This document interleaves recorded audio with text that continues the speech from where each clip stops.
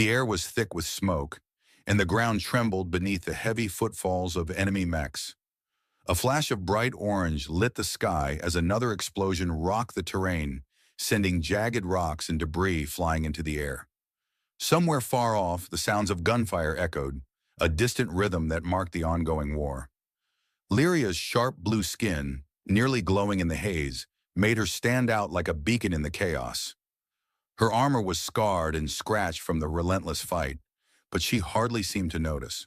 Her long, armored ears twitched as they picked up the faintest sounds of movement, but her attention was fixed on a far more immediate problem.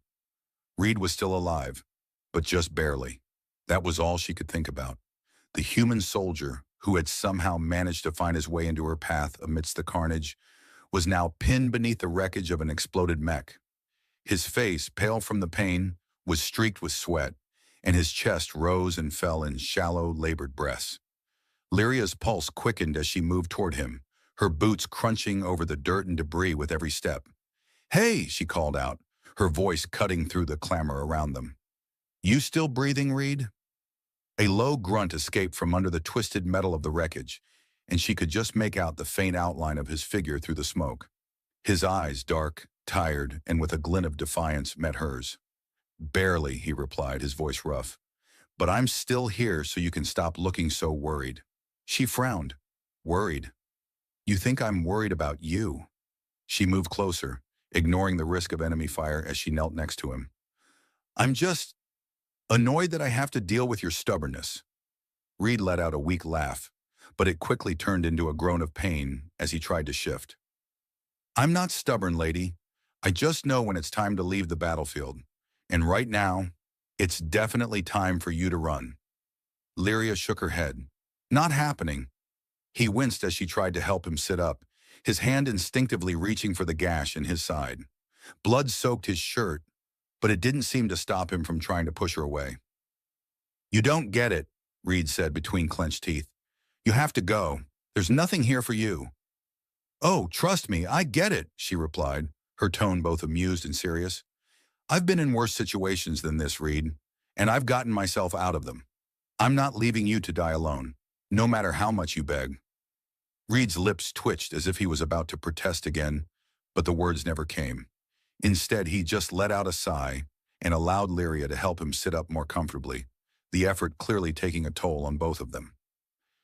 "You know," Lyria said, trying to lighten the mood, "I've faced down entire fleets of enemy ships, and I never thought I'd be stuck on the ground, playing nurse to a human."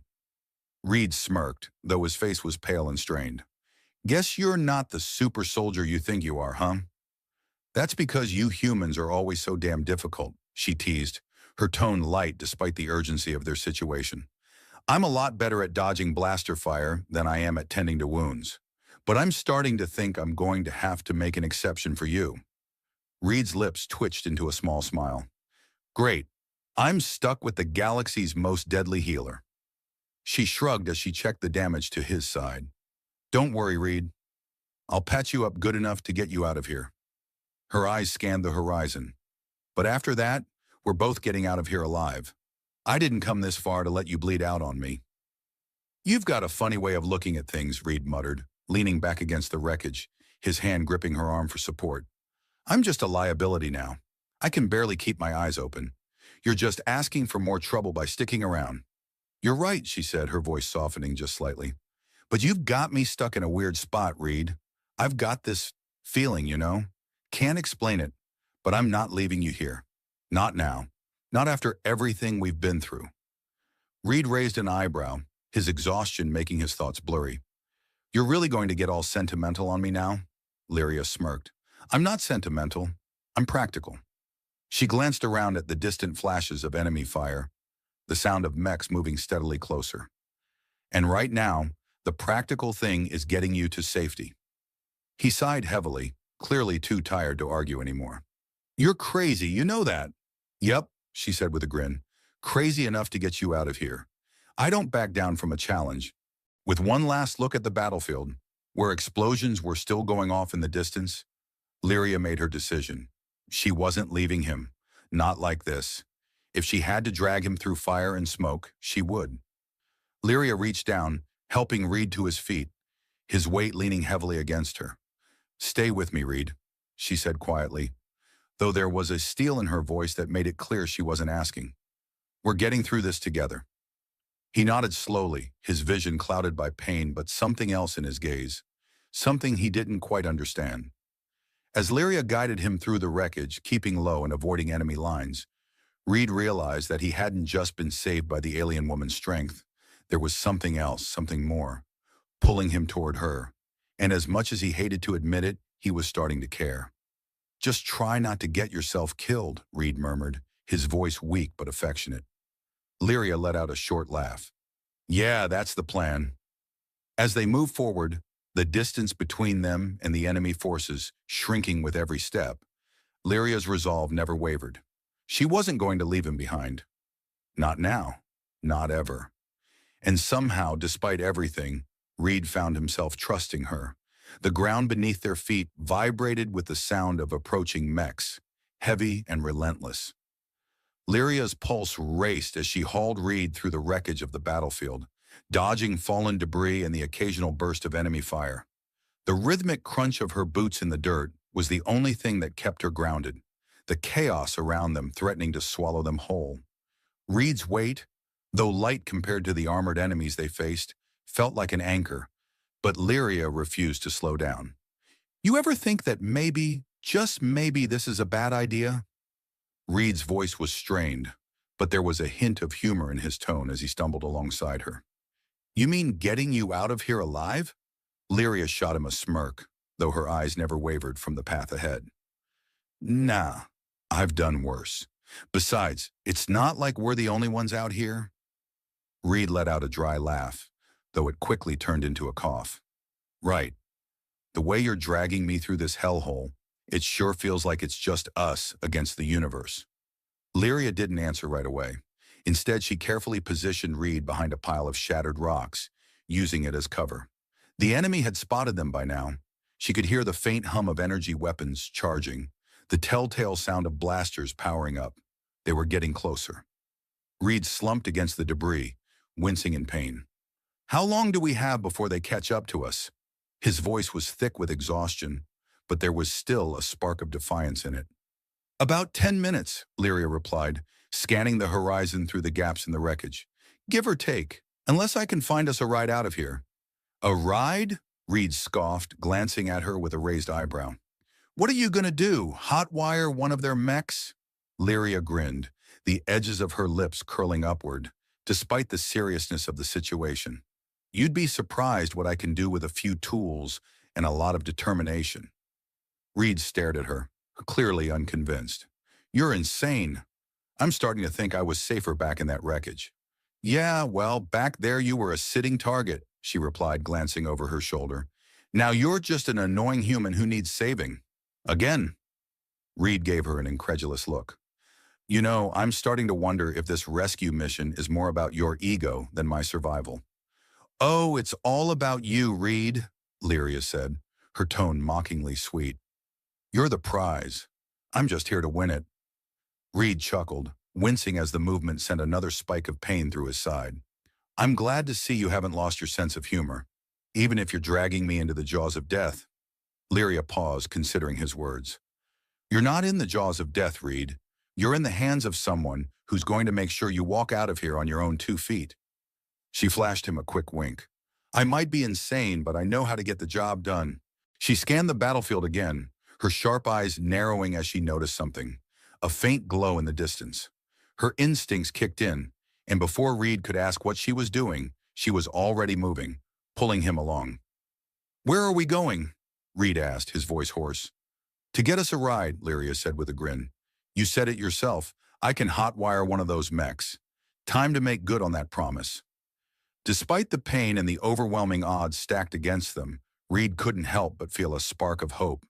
This wasn't just some alien soldier trying to do her duty. Lyria was something else entirely. Determined, resourceful, and yes, a little insane. But in a way, it was exactly what he needed. As they approached a nearby ridge, Lyria motioned for Reed to stay low. She crouched behind a pile of rock, using it as cover as she peered over the top. The mech in question, a hulking, heavily armored war machine, was positioned just beyond the ridge, its large guns scanning the area. "Okay," Lyria muttered, her voice barely above a whisper. "Here's the plan. We get close enough for me to slip inside and access the control systems.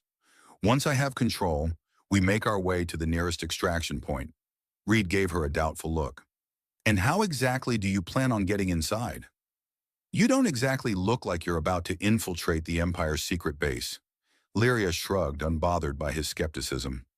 "You're going to have to trust me, Reed, or we can sit here and wait for the enemy to come and find us. Your choice." Reed let out a deep sigh, his mind swirling with the implications of her plan. He could hear the enemy getting closer. It was now or never. "Fine," he muttered, "but if you get us killed, I'm haunting you for the rest of your life." Lyria chuckled as she made her way toward the mech, moving with the stealth of a predator. She was fast, her instincts guiding her every step. Reed, though exhausted and barely able to keep up, followed closely behind. As they neared the massive machine, Lyria paused. She needed to make sure the enemy hadn't spotted them yet. The last thing they needed was a direct confrontation.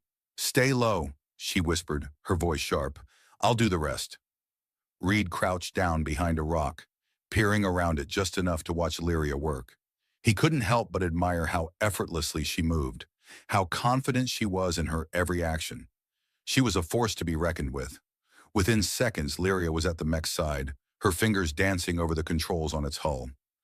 Reed couldn't see exactly what she was doing, but he knew that whatever it was, she had done it 1,000 times before.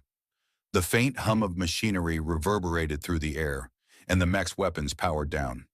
"You've got control," Reed muttered, more to himself than to her. Lyria smirked. "Told you I could do it." Before Reed could respond, the mech began to move, its massive legs shifting with ease. Lyria climbed into the cockpit with surprising agility, pulling Reed up behind her. "Hold on," she said, as the mech's thrusters roared to life. With a rumble that shook the ground beneath them, they blasted through the enemy lines, the world around them a blur of flashing lights and dust. The air was thick with the smell of burning metal and gunpowder, but they were moving fast, faster than Reed had ever thought possible. Lyria's laugh echoed inside the cockpit as she skillfully maneuvered the mech, weaving in and out of the enemy's fire with a precision that left Reed breathless. "See?" Lyria said, her voice full of triumph. "Told you I could get us out of here." The mech's engine roared as it surged forward, tearing through the battlefield with reckless abandon. Lyria's hands moved with fluid precision, guiding the massive machine as if she'd been born inside it. Reed, strapped into the passenger seat, couldn't help but feel a rush of exhilaration mixed with fear. The shock wave of each explosion reverberated through the cockpit, but Lyria didn't flinch. She was in her element, and for the first time since the battle began, Reed felt something he hadn't dared allow himself to feel. Hope. "You know," Reed said, leaning back in his seat as the mech blasted its way through the wreckage, "I was starting to think I'd never see another day alive. But you—" He paused, shaking his head with a grin. "You're something else. I didn't think anyone could be this reckless." Lyria's laugh was like music to his ears, though it was filled with tension and adrenaline. "Hey, I'm just getting started. You humans have this knack for getting yourselves into trouble, and I've got a gift for getting you out of it." Reed's grin faded, and he gave her a sideways glance. "And yet, I'm still the one with the broken ribs." "Quit complaining," she shot back, her eyes focused ahead as the mech barreled toward the enemy's supply line. "I'm saving your life. You can nurse those ribs later." They'd made it this far, but the real battle was just beginning. The enemy forces were regrouping, and their new mech was rapidly becoming a target. Lyria's mind raced as she analyzed the situation. She couldn't afford to get too cocky. The mechs would be on them in minutes, and she didn't know how long she could keep Reed safe inside their hulking metal shield. "What's the plan?" Reed asked, his voice grim, as he noticed the incoming fire from the enemy's side. The flashes of energy blasts were too close for comfort. Lyria's eyes narrowed as she considered their options. "There's an old extraction point about 10 clicks east. If we can make it there, we can rendezvous with a ship. But we have to get past their line first." Reed nodded, gripping the side of his seat as the mech swerved violently to avoid an incoming blast. "Right, so we're going to charge right through the enemy and pray they don't have a bigger mech than this one? That's about the gist of it, Lyria replied, her tone unwavering. We're not backing down now. As the mech barreled toward the enemy line, Reed couldn't help but feel the weight of what they'd been through. In the midst of all the chaos, Lyria had never once faltered. Not once had she considered leaving him behind. And now, in the face of overwhelming odds, she was still carrying him forward. You know, I think I'm starting to get why you don't like running, Reed said, his voice quiet, almost thoughtful. Lyria gave him a sideways glance, her lips curling into a smile. I don't like it because it's always the easy way out. But you're worth more than that. So, no running, not when I've already come this far. Her words hit Reed harder than he expected. He had spent so much of his life believing in the simplicity of survival. Get in, get out, don't get caught. But Lyria, she wasn't just about surviving. She was about something more. She was about something deeper than what he had ever known. And that realization, that connection, stirred something inside of him. Something he had spent years burying beneath armor and distance. You've got this, Reed said, his voice steady now. We've got this. The mech powered through the enemy line, guns blazing. The battlefield around them became a blur of light and sound, the air crackling with energy as they tore through the heart of the conflict. Every blast that shook the ground beneath them only made Lyria more determined. She was a soldier. She was a protector. And for the first time, Reed understood what that meant. Not just in the battlefield, but in the bond they had forged between them. The extraction point was close, just a few more miles. The enemy, stunned by their bold charge, hesitated for a moment, but it wouldn't last long. Lyria punched the mech's thrusters, pushing them forward even faster. Reed's heart raced as he watched the flashing lights of the enemy's energy blasts. But this time, it wasn't fear that gripped him. It was something different, a kind of peace that came from knowing he wasn't alone. Not anymore. Ready to make a run for it? Lyria asked, her voice calm despite the chaos surrounding them. Lead the way, Reed replied, his voice firm.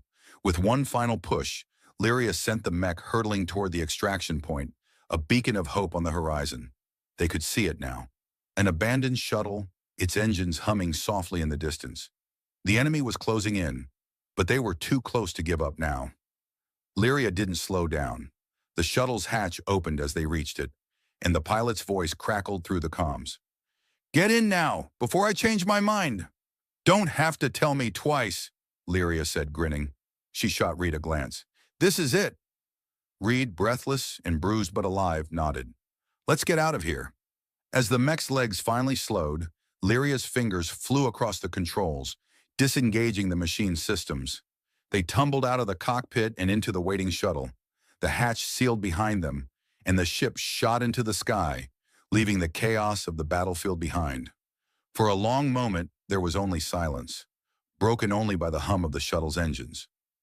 Reed and Lyria sat next to each other, the weight of what they'd been through hanging between them like a shared secret. You know, Reed began, his voice quiet but sincere, I didn't think I'd ever get to say this, but thanks for not leaving me behind, for sticking with me. Lyria, still catching her breath, let out a small laugh. You're welcome, but let's be clear, you're stuck with me now. I don't do things halfway. Reed smiled. I think I'm okay with that. The stars stretched out before them, endless and beautiful, as the shuttle glided through the galaxy. Lyria leaned back in her seat, a rare moment of peace settling over her. She had saved Reed. They had made it. But more than that, they had found something neither of them had expected, something neither of them could run from. And as the shuttle soared deeper into the unknown, both of them understood that this was only the beginning.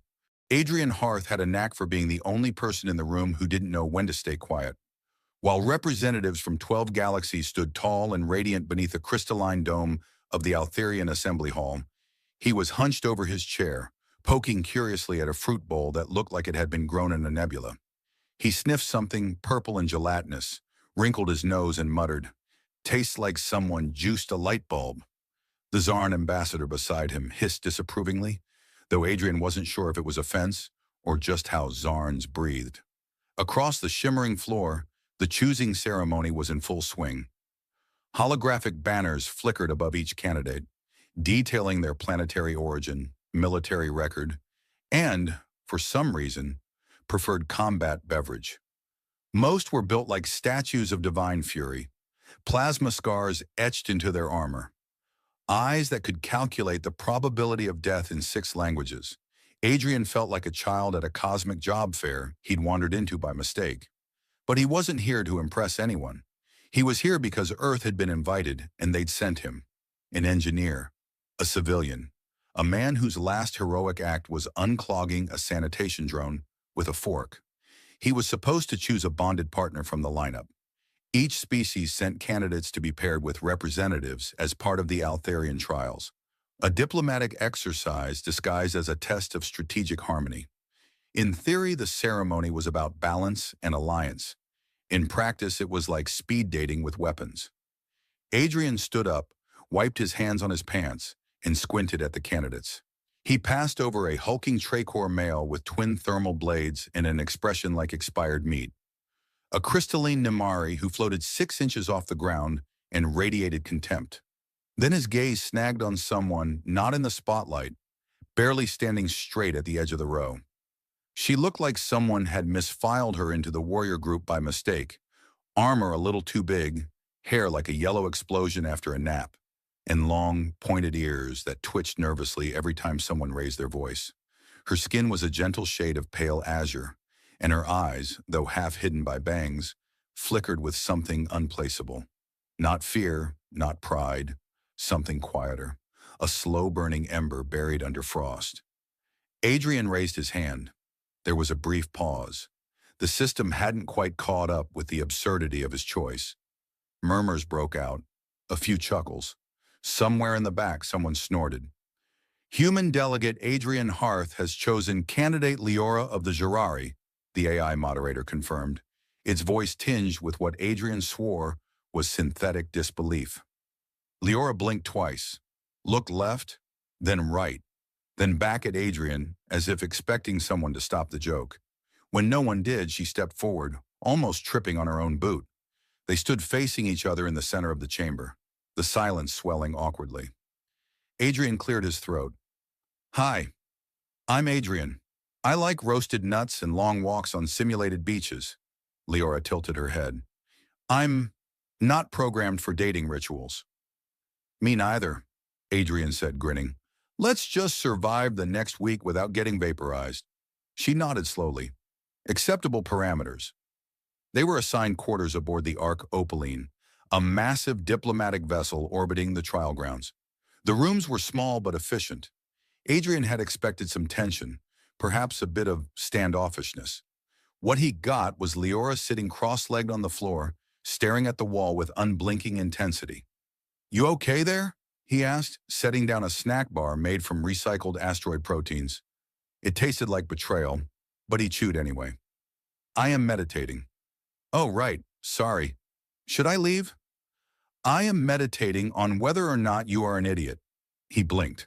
A small smile curled at the corner of her mouth. "I am still undecided."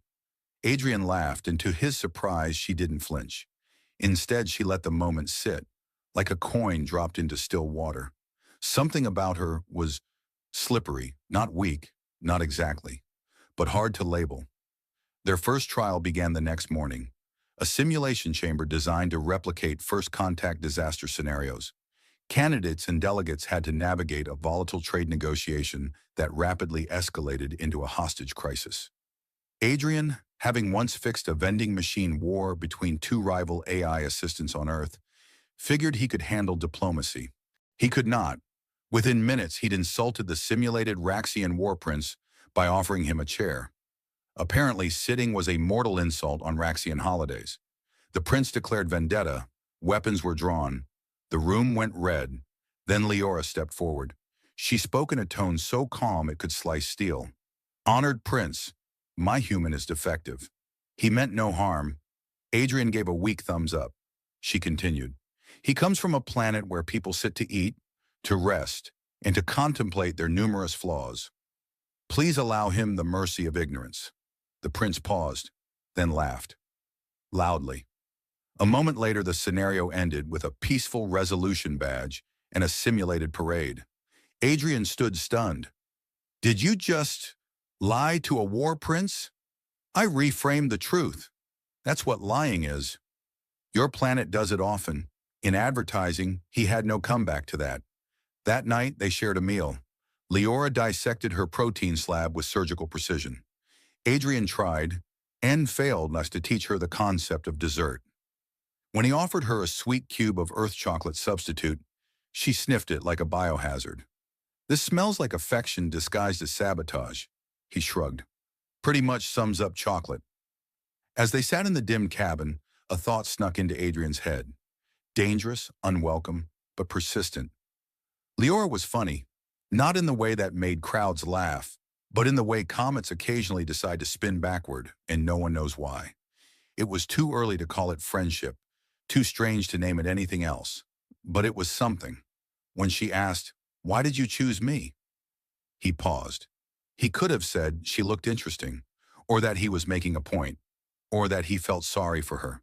Instead, he said, "You look like someone everyone else forgot to look at." She stared at him for a long time, then softly, "No one's ever said that to me." He smiled. "You're welcome. Also, you owe me 5 credits. I won the bet with myself that you'd survive the first trial without stabbing me." She tilted her head. "The next trial involves actual stabbing." "Oh, good," Adrian muttered. "I was worried things might get boring."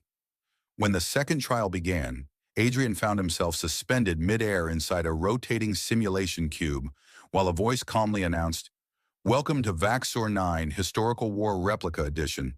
Try not to explode." He flailed. "Try not to what now?"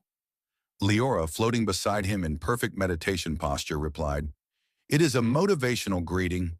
The cube completed its rotation, then dissolved into light, dropping them both into a battlefield that looked like someone had told a child to draw Space War and gave them crayons and caffeine. Ruined towers spiraled toward a burnt orange sky, while plasma fire crackled in the distance like angry fireworks. Clouds above were stitched with glowing veins, and a couple of the moons seemed to be arguing based on their erratic orbits. The simulation parameters were simple: survive, adapt, and outmaneuver enemy teams representing different galactic factions. Last pair standing wins. Adrian's entire strategy revolved around hiding and praying. Leora's seemed to involve quietly analyzing everything like she was playing interstellar chess with ghosts. They ducked behind a half-collapsed fuel pylon that still sparked like a drunk taser. "I'm going to die here," Adrian whispered, surrounded by digital corpses and bad sci-fi landscaping. "Statistically, your odds have increased by 38% since aligning with me," Leora offered. "Comforting, so I'll die statistically slower." The first assault came at midday. A squad of Cytherian tacticians, famous for their quad brains and impeccable grooming, swept into the ruins with the elegance of a ballet troupe armed with particle rifles. Adrian almost admired them, until one of them shot a tracking pellet that stuck to his boot. He yelped, slipped on a grav-slick rock, and tumbled directly into Leora, knocking them both into a pile of ancient cables. "Your battlefield awareness is innovative," she said flatly. "I prefer chaotic neutral." Leora sprang up first, eyes scanning rapidly. Instead of engaging, she activated a nearby data node from the environment's infrastructure, reprogramming it with a few quick strokes. A heartbeat later, one of the enemy soldiers stepped on a section of ground that flashed, and then launched him 20 meters into the air, screaming equations. Adrian blinked. "Was that legal?" "This is a simulation. Morality is optional." "Remind me never to take you to laser tag." They spent the next 2 hours outsmarting, not overpowering their rivals. Leora used broken antenna arrays to bounce signals and fake their location. Adrian rewired a dormant mining drone into a makeshift decoy that lured 3 opponents into a crater filled with nanite gnats. Their teamwork was messy, ridiculous, and weirdly effective. During a moment of calm, they camped in the remains of an observation dome, where Adrian found a storage cache full of dried nutrient puffs that tasted like old printer ink and regret. "So," he said between chews, "you ever think about how this is basically intergalactic team building on steroids?" Leora sipped from her hydration capsule. It is warfare disguised as a social mixer. I knew it. Galactic HR is behind this. She gave a soft exhale. Adrian was almost certain it was a laugh. As darkness fell, the simulation version of it at least, Leora grew quiet. Her long ears twitched occasionally, like antennae listening for something that wasn't sound. You all right? Adrian asked. I recognize this place, she said after a long pause. The real Vaxxer 9 was the site of my sister's most brutal victory. Adrian leaned back on a broken console. She the charming one who calls you a genetic failure? Or was that another sibling? Leora didn't answer immediately. Her fingers ran across a crack in the metal floor. She led the echelon claw. Elite units. Efficient. Cold. She said I would never survive this kind of trial because I feel too much. That empathy weakens resolve. Sounds like someone who's never been hugged, Adrian muttered. She looked up, the edges of her expression softer than usual. I once offered her a flower during training. She crushed it and said I would never survive the bloom. Adrian frowned. She sounds like a real space peach. I do not know this fruit. It's sweet but fuzzy and often goes bad with time. Seems accurate. There was a beat of silence. Then the floor beneath them trembled. Warning lights blinked red in the sky. The next wave was beginning. A battalion of Velnari brutes advanced across the canyon below, stomping like titanic toddlers. Their exosuits gleamed, bristling with weapons that looked stolen from the nightmares of tank designers. Leora stood slowly, assessing the landscape. We cannot fight them directly, she said. Glad we agree, Adrian replied, already crawling toward an access hatch. Let's retreat through this definitely not haunted maintenance tunnel. The tunnel, as it turned out, was both haunted and structurally unstable. Halfway through, the ceiling collapsed behind them, sealing the entrance. When Adrian groaned, a ghostly AI projection popped up to say, Welcome to Tunnel 7B. All exits have been recalibrated to murder. Do you think the simulation designers hate us personally? He asked. They lack the creativity required for that level of malice. The tunnel ended in an underground relay station. Leora accessed an ancient defense terminal, her fingers flying across alien glyphs. This system predates modern protocol, she murmured. No one will expect it. What's it do? Redirects atmospheric dampeners. In English? I can summon a storm. Adrian blinked. Like, with lightning? Number with microwaves, she hit the last key. Above them, the sky erupted in ripples. The Velnari brutes, preparing to cross the final ridge, were instantly thrown into chaos as every metal component on their suits began to sizzle and whine. Some panicked. Others fainted. A few started dancing in what Adrian assumed was pain. He looked at Leora. Okay, that was awesome. And terrifying. Mostly terrifying. They designed me for diplomacy, she said quietly, but I studied everything else in secret. They made it to the surface just as the simulation environment began to collapse into a victory panorama. A soft chime sounded. A hologram appeared, declaring them the current leaders of the trial with an almost annoyed tone. Back aboard the Opaline, Adrian flopped onto his bunk. Leora stood beside the viewport, watching simulated stars crawl past. You saved us, he said. We saved each other. He sat up. You realize you're scary smart, right? She turned. And you are surprisingly useful for someone who fell into a cactus yesterday. It was an aggressive plant. They stared at each other for a long moment. Finally, Leora said, You asked why I never fought back against my sister's judgment. Adrian nodded. I didn't believe I had strength. Until now, he grinned. Told you. Best ears in the room. She laughed. And somewhere in the simulated stars, the next trial waited. The final trial was supposed to be the hardest of them all. Adrian had heard the rumors. An arena, traps, a dozen assassins, and a ticking clock that could kill you simply by existing. What he wasn't told was that Leora had already studied every possible scenario for the past 4 weeks, memorized all escape routes, and developed counter-strategies for each of the dozen deadliest beings in the competition. Meanwhile, Adrian was just trying not to step on any wires. But it wasn't a surprise considering how much his life had already evolved over the past month. He stood beside her now, in the heart of the arena, watching as the walls shifted and retracted like the maw of a very confused monster. A few hundred meters away, Holographic banners lit up, declaring the commencement of the trial. This wasn't about fighting to the death, no. It was about something much more complex. The objective was to secure a single, precious resource, the Heartstone. It was said to be the key to ultimate power, more than any weapon, more than any army. Adrian was almost grateful that the trials were designed so he couldn't die in the traditional sense. The Heartstone was surrounded by forces that could crush a planet into dust, and the last thing they wanted was a bunch of intergalactic delegates getting flattened before they could finish the paperwork. But it didn't stop the threat from feeling very real. "You ready?" Adrian asked, checking his communicator for the 100th time. He was pretending to act cool, but his palms were sweating like they were in an electric storm. Leora didn't answer immediately. She was too busy assessing the environment, running diagnostics on the walls, and aligning her thoughts like a soldier preparing for a war. When she finally spoke, it wasn't in her usual calm, calculated tone. "Ready to win."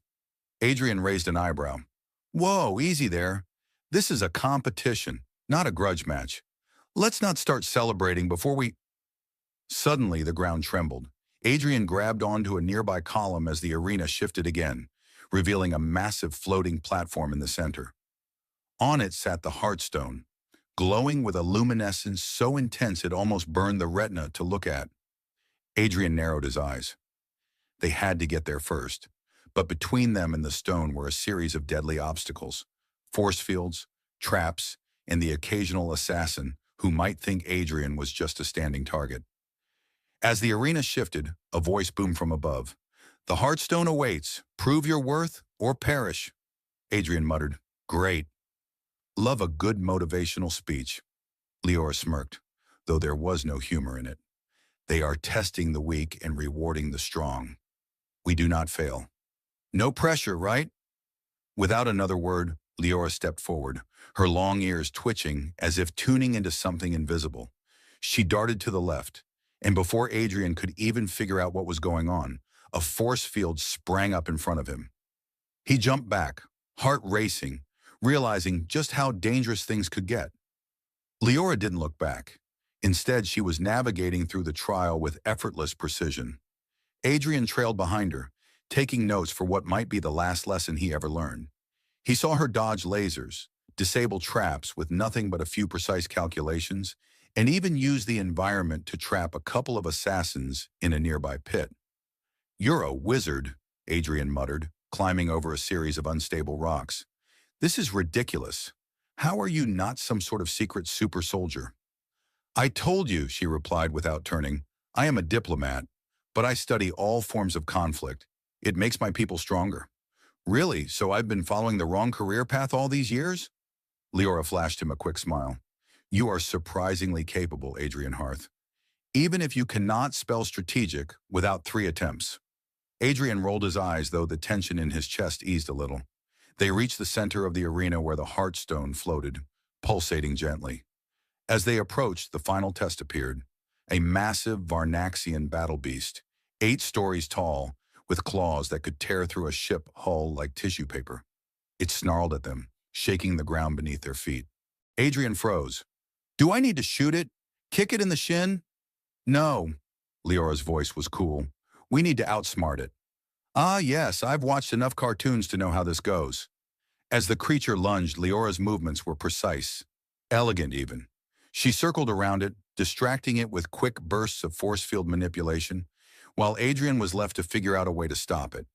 He noticed a weakness in the beast's armor, a crack right near the back of its neck. If only he could reach it. Leora's plan was simple: divide and conquer. She manipulated the field again, causing the creature to stagger, before Adrian dashed forward and, using one of the spare weapons left lying around, leapt up and struck at the vulnerable point. The beast shrieked, staggered back, and then collapsed, leaving a trail of sparks as its systems malfunctioned.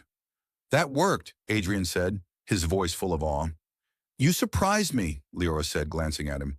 "Your instincts are strong." Adrian grinned, shaking his head. "It's like you say, outsmart, not outfight." With the creature out of the way, they reached the Heartstone. It glowed even brighter now, and the ground around them pulsed with a strange energy. Adrian reached out to touch it, but Leora stopped him with a firm hand. "It is more than a stone. It is a test of your will, of your choices. Adrian frowned but didn't argue. What happens if we fail? Leora glanced around the room, her face betraying nothing. We do not fail, not today. She stepped forward, placing her hand gently on the heartstone. In an instant, the stone responded, energy flowing outward like the surge of a cosmic tide. Adrian gasped as a surge of power coursed through the arena, bright and dangerous, filling the air with a hum that rattled his bones. And then, just as suddenly, it stopped. The heartstone dimmed, its power stabilizing. The arena shifted again, the trials concluded. A voice echoed through the chamber. Congratulations! You have passed the trial. You have secured the heartstone. What will you do with it? Adrian stood there stunned, looking at Leora. She was still calm, her face unreadable. What will you do with it? She asked him, her tone almost like a challenge. Adrian paused. He thought about Earth. He thought about the people who would never even know how close they had come to the brink. He thought about the trials, about everything that had brought him to this moment, and about how far Leora had come. I think we should put it somewhere safe, Adrian said. Maybe on a shelf or something. Make it look official. Leora raised an eyebrow. Is that all? He smiled, feeling lighter than he had in months. Yeah, but we can always sell it for vacation money if things get boring. She didn't laugh, but he could tell she wasn't quite as detached as she used to be. For the first time in their journey, there was something softer in her gaze. Together they walked off the platform, ready to face whatever the future held. No longer as a strange pairing of diplomat and civilian, but as something more. Something that neither of them had expected. They had changed. The trials were over. The universe, for once, had nothing on them. The low hum of the spaceship was a constant, a soothing reminder that I was still tethered to something familiar. The sterile white walls of the craft did little to calm my nerves, though. I was on a mission, a simple one, or at least that's what they told me. Find the source of the signals, figure out what was going on, and report back. Easy enough, right? Except for the part where no one had bothered to tell me exactly what the signals were. All they'd said was that they were coming from a remote planet on the far edge of the galaxy. A place known for its silence, its emptiness. Great. Silence and emptiness were exactly what I needed on a Wednesday afternoon. It wasn't like I was used to high-stakes situations. I'd rather be home binge-watching a series than flying across the universe on some vague mission. The planet loomed in front of me now, a pale, dusty orb that looked unremarkable from space. I was supposed to land, check the equipment, figure out where the signal was coming from, and get back to the ship before sundown. Easy, except, again, I didn't expect to see her. There she was, sitting cross-legged on the ground, not even bothering to acknowledge the approaching craft. The sand around her shifted, swirling slightly in the still air. And I, being the professional explorer that I was, did what any self-respecting astronaut would do. I hit the airlock button and stumbled out without thinking. What the hell am I doing? I muttered to myself as the doors shut behind me. The ground beneath my boots was uneven, and my suit made a series of obnoxious hissing noises as I took each awkward step forward. The woman, if you could call her that, was sitting in the middle of nowhere, surrounded by nothing but the pale dust of this barren world. From a distance, she appeared completely human, except for the ears. Those ears. Long, almost elegant, and pointed like something straight out of a fantasy novel. Her skin had a peculiar glow to it, a soft, almost translucent white that caught the dim light of the fading sun.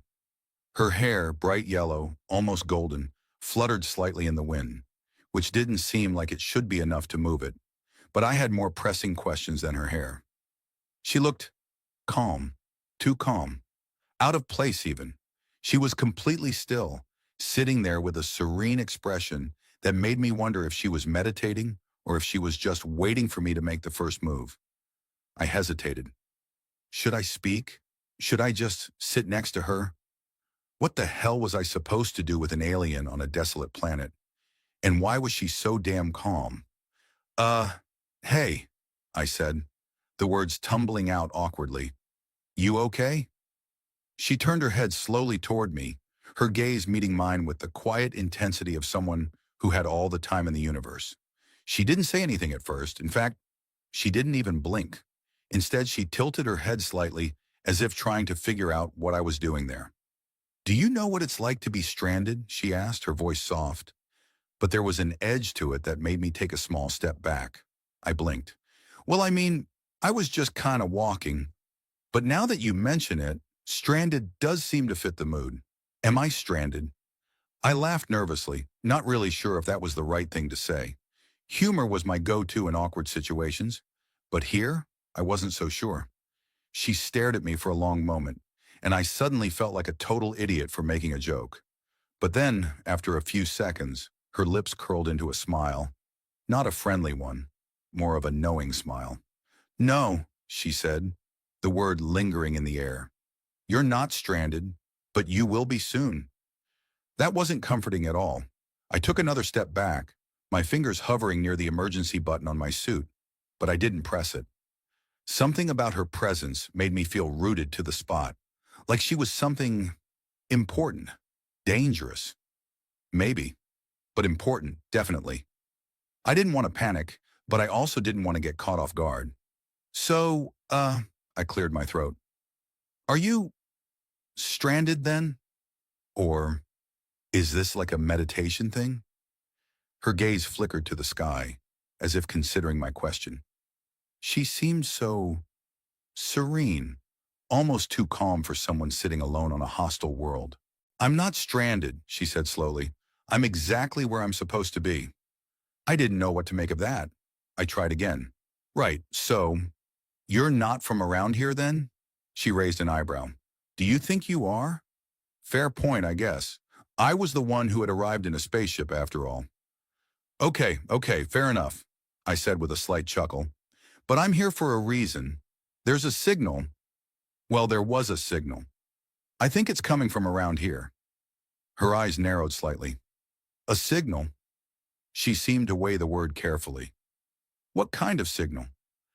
"Just some weird frequency. Nothing big," I said, feeling a little ridiculous now. I wasn't a scientist. I was just the guy they sent in case things went wrong. I was sent to investigate.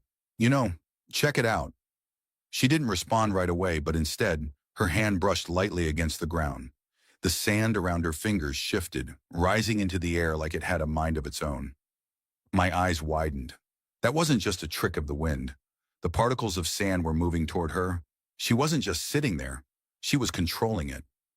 I took a step forward, my interest piqued despite my unease. "Okay, that's new. What are you doing?" She looked at me, her smile widening. "I'm not doing anything really. It's the planet. It answers when it's ready." I wasn't sure whether to be terrified or impressed. "So the planet just gives answers? Cool. What kind of answers?" She glanced at the horizon, her expression unreadable. "The kind you're looking for, but not the ones you expect." I was about to ask her what that meant when the ground beneath us suddenly trembled, a low hum vibrating through the air. My pulse quickened. The vibrations were getting stronger. I could feel the odd sensation of gravity shifting beneath me, as if the planet itself was waking up. "All right, I'm definitely not getting paid enough for this," I muttered, but my voice cracked slightly. I could see her grin now, like she knew exactly what was coming. Without missing a beat, she stood up gracefully, her long ears flicking as she did. "Come," she said simply. "We're going to need more than just your ship to figure this out." I followed her, knowing that whatever this was, it was way beyond my pay grade. And deep down, I couldn't help but feel this was only the beginning. The ground trembled again, this time more violently, and the faint hum in the air grew louder. I had only just caught up with Niara, my boots kicking up sand as I followed her through the rocky terrain. I glanced over at her. She moved with a fluidity that made walking seem effortless, her bright yellow hair trailing behind her like a banner. I felt like a toddler trying to keep pace with a marathon runner. "So, any idea what's going on?" I asked, puffing out a breath to keep up. She glanced over her shoulder, her expression unreadable. "I'm sure you have plenty of theories." I chuckled, but my heart wasn't in it. "Yeah, mostly things like, why the hell am I on a planet with a giant sandstorm and an alien woman who can move sand with her mind?" Nyara didn't respond immediately. instead casting her gaze upward. The sky above was a deep shade of violet, like it was still twilight, even though hours had passed. I was beginning to wonder if the concept of time worked differently here too. "No storm," she said calmly. "It's not the weather. The planet is responding to the signal." "Right, sure," I said, still not entirely convinced. "That sounds reassuring. So the planet's, what, some kind of sentient being? Is it alive? Does it have feelings?" She smirked, though I couldn't tell if it was amusement or just a sign of her otherworldly patience. "It's not a being, it's a place. But yes, it is listening, and it answers." I snorted. "Well, that's oddly convenient. Could have used a place like that back when I was trying to get a date in college." She stopped in her tracks, and I almost ran into her. Nyara turned slowly, her long, pointed ears twitching as if she'd heard something I hadn't. "You were unsuccessful with women?" she asked, her voice laced with genuine curiosity. I raised an eyebrow, confused. I mean, I wouldn't say unsuccessful, more like strategically avoiding long-term commitments, if you catch my drift." She tilted her head in that thoughtful way of hers. "You do not want long-term commitments?" I scratched the back of my neck, a little flustered now. "You know, I was kind of hoping you'd steer us away from that topic." She gave a quick, silent laugh, and I could have sworn the ground underneath us trembled in response. It was like the planet itself had laughed, as if it was in on the joke. "Not everything is as it seems," she said cryptically, before continuing forward. I hurried to follow, my mind still racing. Not everything is as it seems? Yeah, I could get behind that, considering I was currently trekking across a strange planet with a woman who wasn't even remotely human. The very least she could do was answer my questions instead of dodging them. We walked in silence for what felt like an eternity, though I had no way of measuring time here. The further we went, the more I noticed that the landscape was starting to shift. The smooth, barren ground gave way to jagged rocks and what looked like ancient ruins half buried in the sand. Some of the structures were shaped like nothing I'd ever seen before. No recognizable architecture, no obvious purpose. It was as though someone had designed them without any concern for functionality or symmetry. "Are these buildings?" I asked, looking at the formations. Nyara stopped and looked up, her expression unreadable. "They are not buildings, not in the way you think." I squinted at her. "Not buildings? What then?" She gave me a sidelong glance, but this time there was a flicker of something in her eyes. Something between amusement and something else. "You'll see soon enough." I groaned inwardly. This was starting to feel like a particularly weird dream. I mean, one moment I'm having a semi-normal conversation with a very strange woman, and the next I'm walking through ruins that seemed as old as time itself. Who was I kidding? This wasn't normal, and I wasn't exactly sure if I wanted it to be. We finally reached one of the largest structures, a massive circular stone archway. At least that's what I thought it was at first. The stones were intricately carved, but they seemed to shimmer as if they weren't made of stone at all. I reached out tentatively, touching one of the pillars, and immediately felt a pulse, a strange, soothing vibration run up my arm. It wasn't painful, but it wasn't exactly comfortable either. "You feel it too," Nyara observed, her voice unusually quiet. "Yeah," I replied, pulling my hand away. "What is it? Some sort of energy?" She nodded. "Yes, the architecture here is more than what it seems.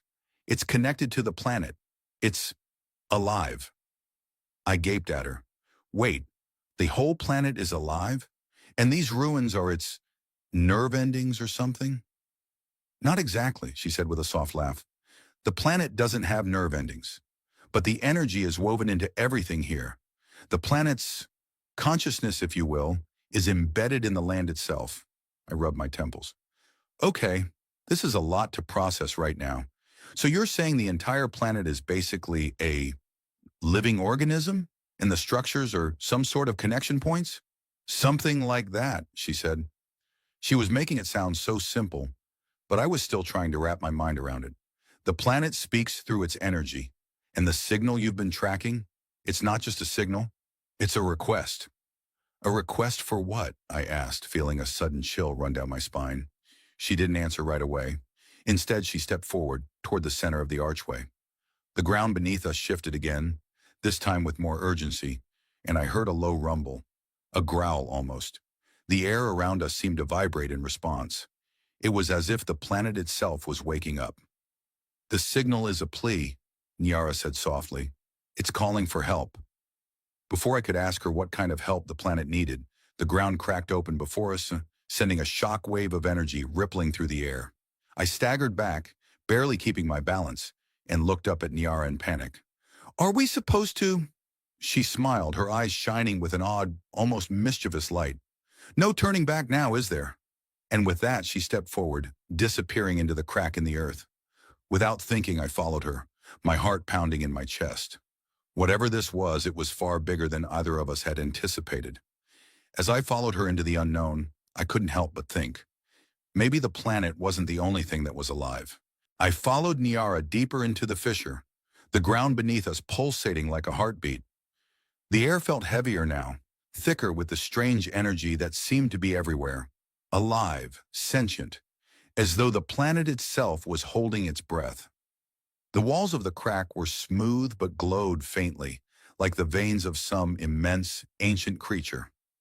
Every step I took echoed, bouncing off the unseen expanse ahead. It felt like we were walking into the belly of the beast. "So, what exactly are we looking for down here?" I asked, trying to lighten the mood. The silence was starting to get to me. "We're looking for the source of the request," Nyara said without turning. "The plea." I couldn't help but chuckle nervously. "Right. The plea. That's comforting." She didn't respond, her attention focused on the path ahead. I followed her, but the question lingered in my mind. What kind of request was a planet making? And why was I involved?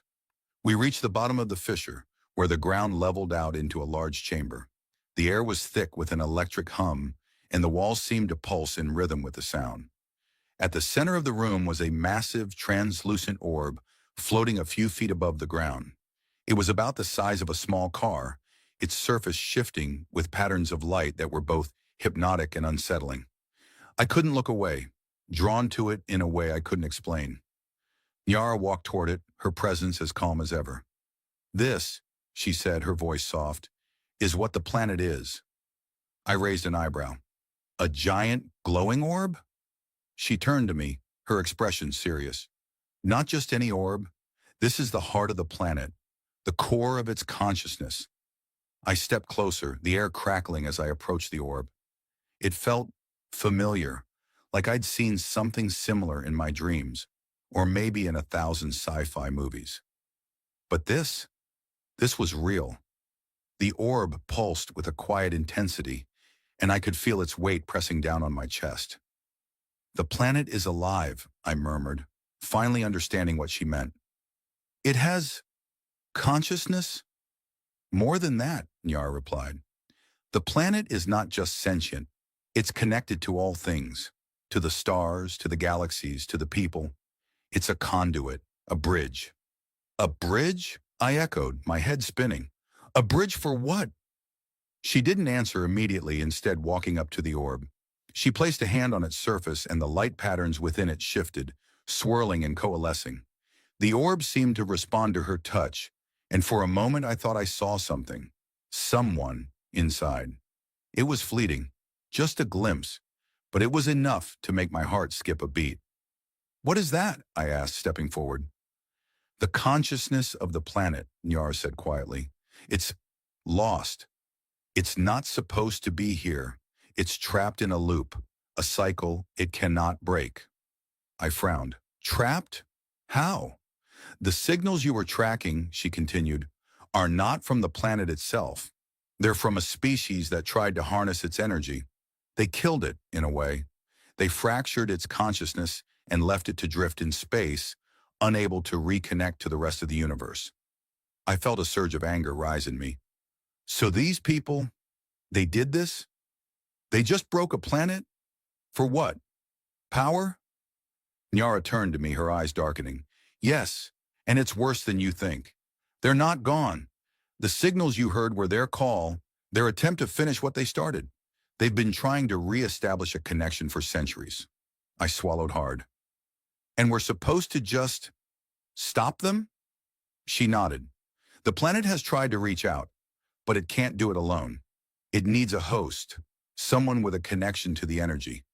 Someone like you. I blinked, trying to process what she was saying. Wait, me? You want me to, what? Become one with the planet? Her eyes softened and she took a step closer. It's not like that. The planet doesn't want to consume you. It wants to merge with you, to restore balance. It needs someone to anchor its consciousness, to link it back to the fabric of the universe. I shook my head, still reeling. And why me? Why not you?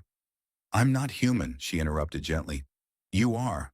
You have the connection the planet needs, the empathy, the potential.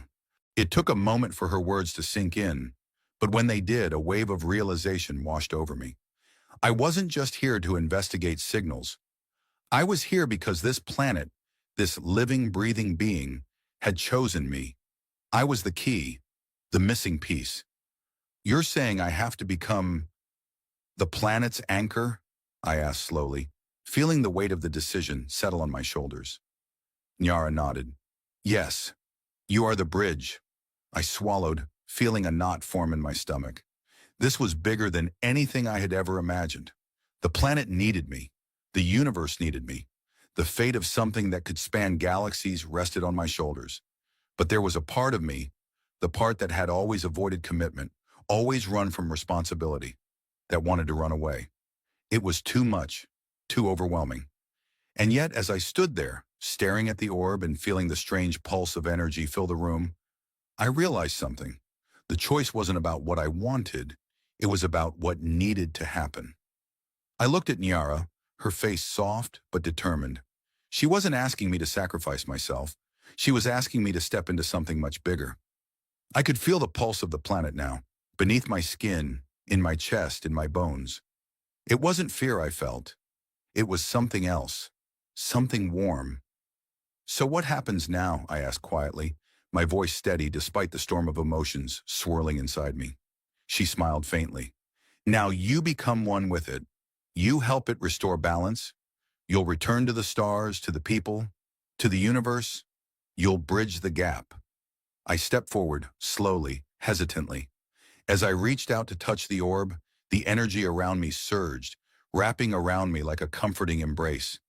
For the first time, I didn't feel alone. The planet's consciousness enveloped me, not in a way that was consuming, but in a way that was liberating. It wasn't a merging, it was a partnership. And as the light from the orb flared and filled the chamber, I understood. This wasn't just about the planet. It was about me too. I had been searching for something, my whole life. For meaning, for purpose. And now, standing at the heart of a living world, I realized that sometimes the answers aren't in the stars. They're within us, all along. I felt the energy shift, and the planet seemed to breathe, its hum fading into something peaceful, something whole. My journey wasn't just about saving a world. It was about finding my place in the universe. And in that moment, I knew I had found it. The Shalimar 7 system was dying. A collapsed star, on the brink of becoming a black hole, had ignited an infernal dance of gravity and radiation. Ships that strayed too close were torn apart, reduced to debris and twisted metal. The remains of the system's once thriving worlds were nothing more than scorched moons and unstable asteroid fields. In the heart of this cosmic chaos, Lieutenant Marcus Holt of the Earth Interstellar Defense Force gritted his teeth, trying to keep his shuttle steady. The view outside the cockpit was a blend of starlight and swirling plasma, the remnants of the dying star flickering like a broken beacon. A cold sweat trickled down Marcus's neck as his hand tightened around the controls. He glanced at his co-pilot, Sergeant Juno Rivera, who was staring at her console with laser focus. "You know, Juno, I was hoping for a vacation after this," Marcus muttered, his voice dry. "A nice beach, a cold drink, maybe a hammock, no collapsing stars." Juno shot him a quick glance, the corner of her mouth twitching. "You volunteered for this mission. You knew what you were getting into." Marcus leaned back in his seat, giving her a look. Yes, but the whole saving of princesses thing seemed much more glamorous when I read about it in the recruitment pamphlet. The mission was simple enough, at least in theory. A high-profile alien diplomat, Silara, daughter of Queen Talara of the Ekris Dominion, had been captured by a rival faction. The Ekris were an ancient species, known for their striking beauty and long pointed ears. They were humanoid in form, but their eyes, glowing like distant stars, held an otherworldly intelligence.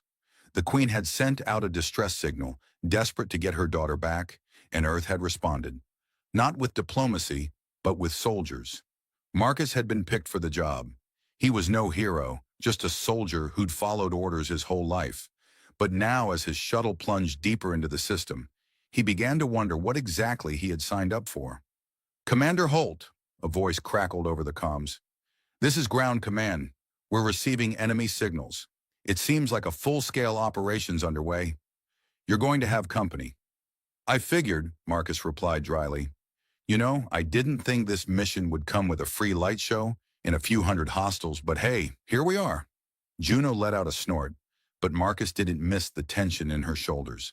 They had been through tough situations before, but nothing quite like this. The Ekris were skilled diplomats and warriors, and their enemies were just as ruthless. The mission to extract Zilara wasn't just about a simple rescue anymore. It was a powder keg that had the potential to ignite a full-scale war. As the shuttle neared the orbital station, Marcus's radar flared. Hostile ships, dozens of them, emerged from the shadows of the collapsing star, closing in fast. "Well, that's not good," Marcus muttered, jerking the shuttle into evasive maneuvers. The enemy ships, sleek, angular, and deadly, were more maneuverable than his craft. They didn't hesitate, unleashing a barrage of plasma that shook the shuttle. The shields flickered but held. "Looks like we're doing this the hard way," Juno said, flicking switches on her console. "I'll try to shake them off. You focus on the mission." "Right," Marcus grunted. He'd never been one to back down from a fight, but the odds were starting to feel more and more like a suicide mission. Still, he had a job to do. They broke through the atmosphere of the station, debris swirling like a twisted carnival of destruction. It was a crumbling relic, half destroyed by previous battles, but it was their only shot at reaching Zilara. As they touched down on a makeshift landing pad, Marcus was already running through his checklist, instincts taking over. "Juno, get the weapons," he barked. "I'll grab the tech." The hatch opened with a hiss, and the pair of them rushed into the darkened corridors of the station, where the hum of emergency lights cast eerie shadows. Every footstep echoed like a distant drumbeat, signaling that time was running out. "Stay sharp," Marcus said as they moved through the maze of hallways. He could hear the faint sound of blaster fire in the distance, the shrieks of wounded soldiers echoing off the walls. The Ekris soldiers, heavily armored and lethal, were entrenched in a fierce firefight, but Marcus's focus was elsewhere. They were getting closer to their target. "Hold up," Juno whispered, stopping in front of a locked door. She pulled out a small device from her belt and attached it to the door's security panel. "This'll take a minute. It's got a decent encryption." Marcus glanced over his shoulder, scanning the corridor. "You know, if we survive this, I'm going to buy you a drink. Hell, I'll even make it a double." Juno raised an eyebrow. "I'll believe it when I see it, Lieutenant." With a soft click, the door slid open, and the two of them stepped into the chamber. There, shackled and sitting in the middle of a cold, metallic room, was Zilara. She looked up at them with a calm, almost serene expression. Despite the chaos, despite the danger, there was an air of regal composure about her. "Ah, the human hero arrives," she said, her voice melodic but laced with an unmistakable edge of sarcasm. "Took you long enough?" Marcus blinked, surprised by her tone. She wasn't begging for help. She wasn't panicking. No, this woman, this alien princess, was as calm as if she were waiting for her afternoon tea. "Nice to meet you too," Marcus said, stepping forward. "You, doing okay?" Zilara gave him a look, as if he were the one who should be asking that. "I'm alive, aren't I?" "Fair point," Marcus muttered, walking over to unshackle her. "All right, princess, time to get out of here." She stood up slowly, her movements graceful despite the chains. "Do you even know what you're doing?" she asked, her eyes narrowing. "Not really," Marcus admitted, half grinning. But I do know this. You're getting out of here, and then I'm flying us out of this mess. She studied him for a long moment. I don't think you fully understand what this rescue means, human. Marcus raised an eyebrow. I thought I was just saving a princess. Simple stuff. Huh, she said with a slight laugh. If only it were that simple. Before Marcus could respond, the room shook with a violent explosion. The station was collapsing around them. It was time to go. Marcus grabbed her arm, pulling her toward the door. Maybe we'll figure out the details on the way out, he said, a grin playing at the edges of his lips. You'll get used to the chaos. As they sprinted down the corridors, the sound of blaster fire ringing in their ears, Marcus couldn't help but think. This was just the beginning.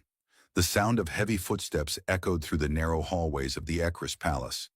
The walls lined with alien symbols and intricate, glowing patterns that pulsed like the heartbeat of the Empire. Marcus Holt, his boots clicking against the polished floor, was doing his best to look confident. He was trying to convince himself that walking into the heart of an alien empire, after rescuing their princess, was just another day on the job. Zilara, her arms crossed and her long, silvery hair cascading over her shoulders, walked beside him with an air of dignity that was hard to ignore. The royal guards at every corner looked at him with a mixture of suspicion and curiosity, their sharp eyes never leaving his back. This is where I'm supposed to feel important, right? Marcus asked, glancing sideways at Zilara. She shot him a sidelong glance. If you're waiting for a medal, don't. The Ekris have no use for human heroics. Well then, what am I doing here? Marcus said, half laughing as he adjusted his uniform. The collar felt too tight all of a sudden. I didn't sign up for an intergalactic press tour. You saved my life, Zilara said coolly, and now you're about to learn the consequences of such a gesture. Marcus raised an eyebrow. What, like becoming a galactic war hero? Being paraded through the streets like some kind of trophy? If only it were that simple, Zilara said, her tone a mix of amusement and warning. The galaxy doesn't kneel for human soldiers. You'll see. They reached the large, ornate door leading into the Queen's chamber. A pair of Ekris guards stood motionless, their eyes locked onto Marcus with an unsettling intensity. Zilara stepped forward and nodded at them, and without a word the doors slid open, revealing a grand room bathed in golden light. It was a room that looked like it belonged in the halls of power. Decades of history woven into its stone walls, banners hanging high, symbols of the Ekris dominion emblazoned everywhere. Sitting on a throne made of crystalline material was Queen Talara herself. She was everything Marcus had imagined. Tall, regal, with skin as white as the moon, and long, graceful ears that were an unmistakable marker of her species.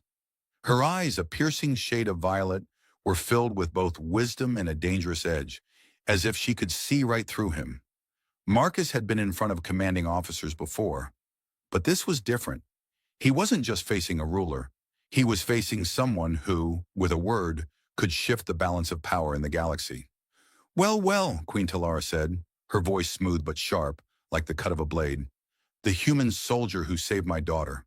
I had hoped we could meet under better circumstances. Marcus bowed his head slightly. He wasn't one for ceremonial gestures, but something about her presence made him feel small, like a speck of dust caught in a gust of wind. Your Majesty, he said, keeping his voice steady, I'm just a soldier doing my job. Zilara gave a small, almost imperceptible smirk. My mother believes in modesty, you see.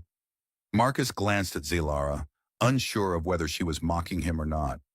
It's not modesty, he said. It's survival instinct. You know, in case I have to fight my way out of here. Ah, Queen Talara said, leaning forward, her eyes narrowing in amusement. You think your rescue was a simple matter of survival, human? That you were in the right place at the right time? Isn't that how these things usually work? Marcus asked with a half grin. I mean, you send out a distress signal, a soldier answers it, and bam, we have a happy ending. At least that's how it was supposed to go. Queen Talara studied him for a long moment. No, you are wrong, Lieutenant Holt. You have just begun a ripple that will spread across the galaxy, and it will change the course of everything, Marcus blinked. Wait, what? I didn't sign up for any of that. I'm just here for the extraction. Well, Talara said slowly, Now you are part of something far larger than you understand. You have become a symbol, and the universe doesn't take kindly to symbols. You're telling me I'm a walking political nightmare now? Marcus asked, half laughing, half exasperated. Great. Fantastic. Zilara, who had been silent for a moment, spoke up. Not a nightmare, Holt. A necessary chaos. A power shift. We, my mother, the Ekris, have been on the brink of a civil war for decades. Your actions may have just changed the tide. Marcus stared at her, trying to digest what she was saying. This wasn't just about saving her life. It was about sparking something. Something massive. So, what now? Zilara glanced over at her mother, who sat in silence, the weight of the moment pressing down on all of them. Finally, Queen Talara spoke. Now, Lieutenant Holt, you will stand beside us. You will be the human who made the impossible happen. You will be the rallying point for those who wish to see a united Ekris Dominion. Marcus wasn't sure if he was ready for that. I'm not really the speech-making, crowd-rousing type. I'm more of a get in, get out, save the day kind of guy. That's exactly why you're here, Talara said with a small smile. The universe needs people who can act without hesitation. People like you. Marcus couldn't help but laugh. Well, Your Highness, I can act, but I don't think I'm about to start a revolution or anything. I just wanted to make sure the princess got out alive. Zilara's eyes softened for a moment, her usual icy demeanor fading. I never asked for a revolution, but sometimes the galaxy forces you to play a part you didn't choose. Fantastic, Marcus said, rubbing the back of his neck. I was hoping for a vacation after this. Zilara smirked. And now you're an ambassador of chaos. The galaxy is your vacation destination. Marcus groaned. I should have stayed in the infantry. Queen Talara watched them both with a mixture of amusement and something else. Something unreadable. The galaxy doesn't always give you what you want, Lieutenant Holt. Sometimes it gives you what you need. And right now, you need to learn the ways of diplomacy, for better or for worse. Just then, a loud clang sounded from outside the throne room doors. A series of shouts echoed, followed by a distinct metallic sound. A guard rushed into the room, breathing heavily. Your Majesty, he gasped, we have intruders. Talara's face hardened, the playfulness in her voice vanishing. This is not the time for distractions. What intruders? The outcasts, the guard said, his voice trembling. They've breached the outer defenses. They're here. Marcus raised an eyebrow. Outcasts? You mean the guys who want to take over your kingdom? Yes, Zilara said, stepping forward. And this time, they have a new ally. Well, that's just great, Marcus muttered. It's like the universe just keeps piling it on. Queen Talara stood, her regal composure returning. Prepare for battle, then. I will not let my empire fall to rebels. Or anyone else. Marcus looked at Zilara, who gave him a small, knowing grin. Looks like your vacation just got postponed again. Fantastic, Marcus said, cracking his knuckles. Let's hope they brought snacks. The palace trembled with the force of the outcast's assault.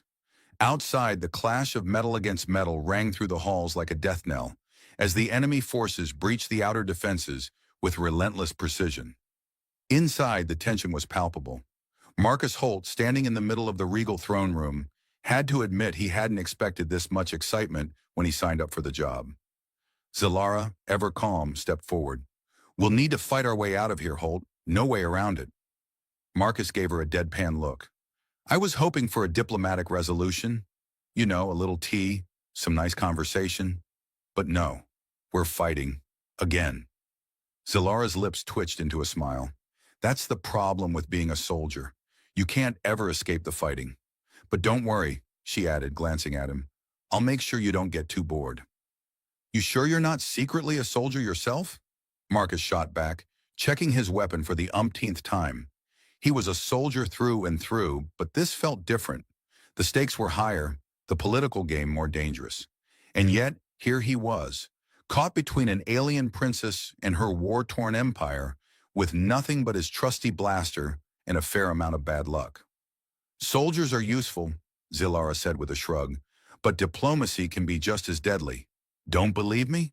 She motioned to her mother, Queen Talara, who had already summoned her guards, preparing to defend the throne room at all costs.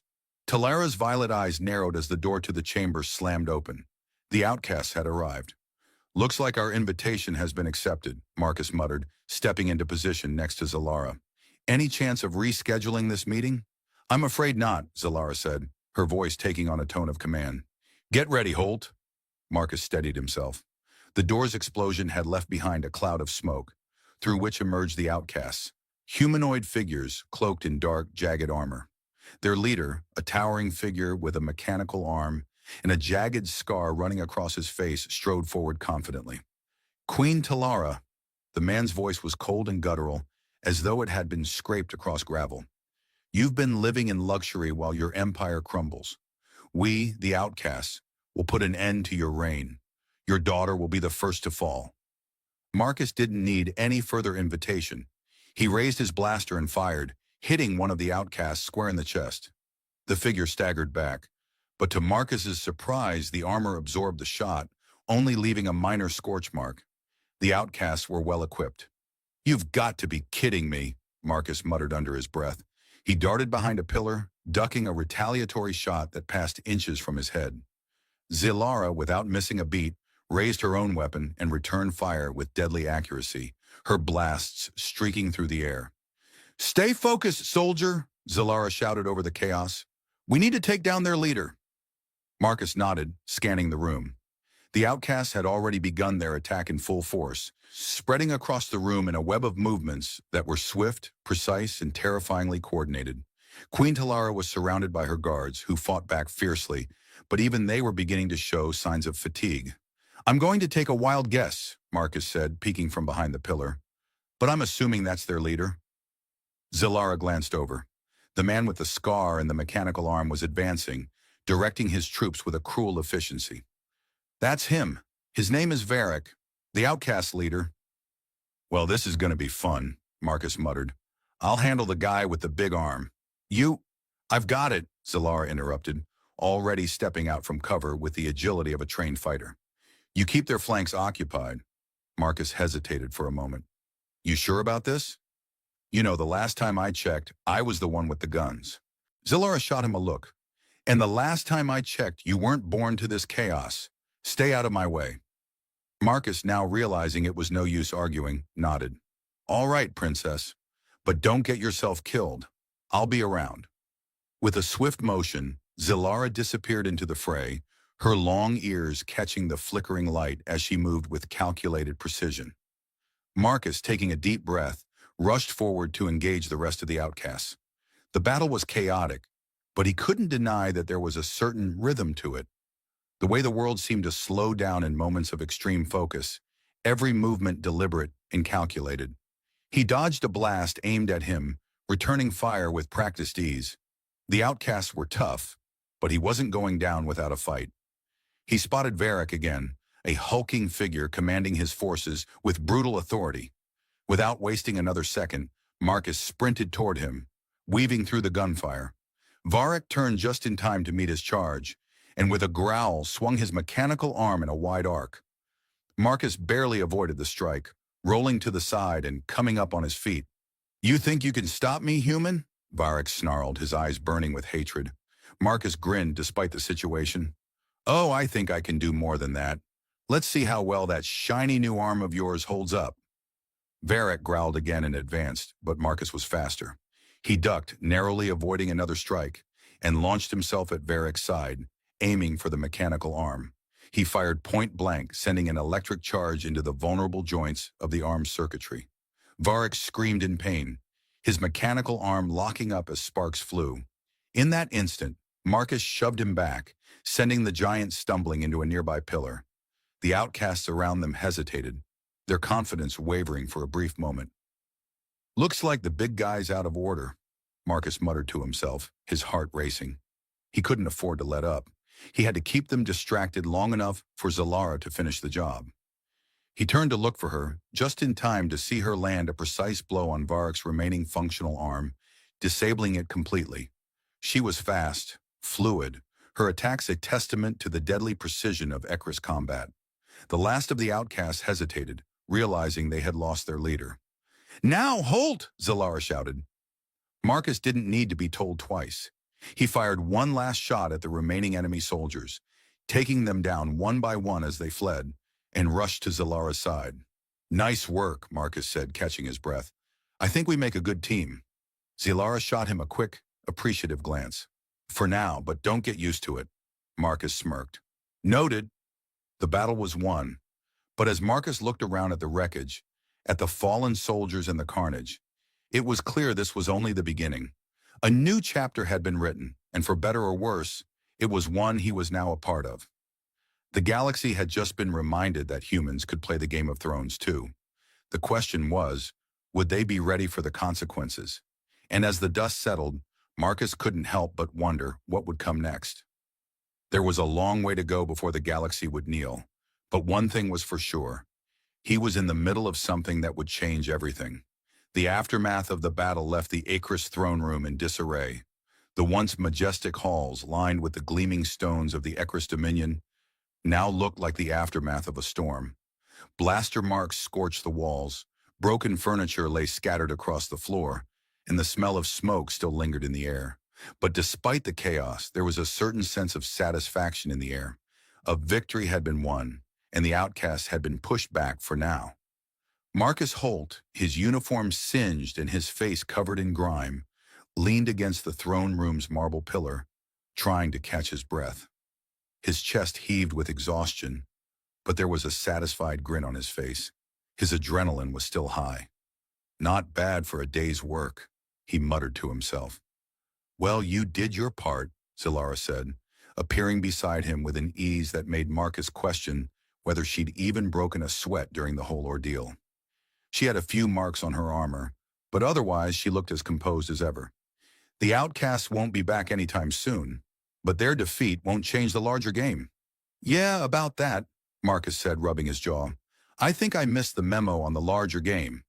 You know, the one where I'm supposed to be a political pawn, or something."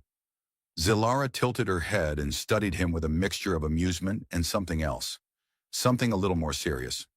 "The universe doesn't give us choices, Holt. It gives us opportunities. You happen to grab one. Now you're part of the Acris story." "Yeah," Marcus said dryly, "because nothing says hero like accidentally sparking a revolution." "You didn't accidentally do anything," Zilara replied, her tone almost playful. "You acted. That's what counts." "Right, I acted." Marcus paused for a moment, still processing everything that had happened. "So now what?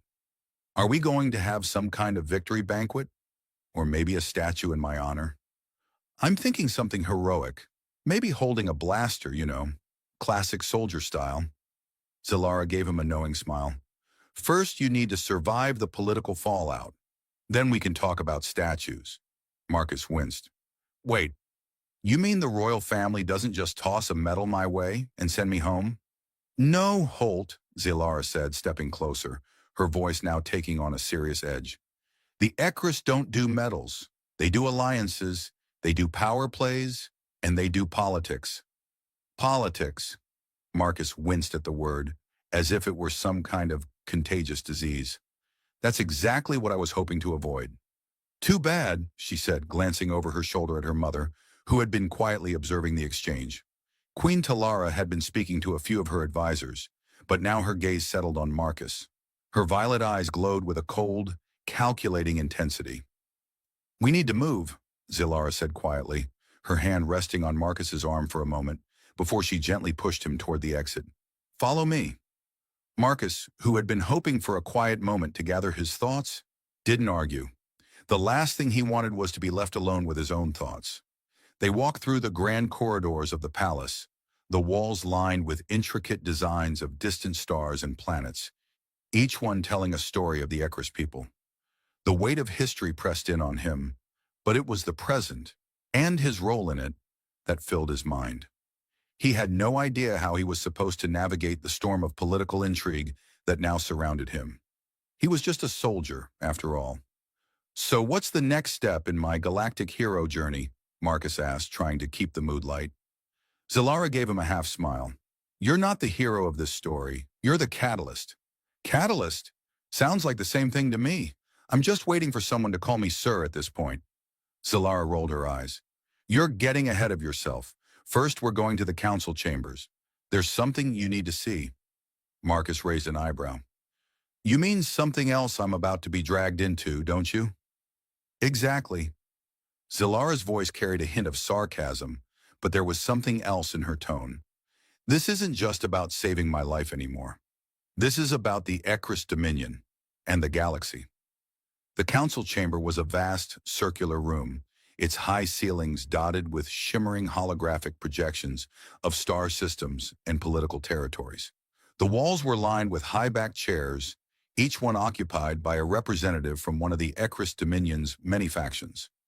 As Marcus entered, he couldn't help but feel like an outsider, like he had wandered into a game he didn't understand, a game where every move could mean the difference between life and death.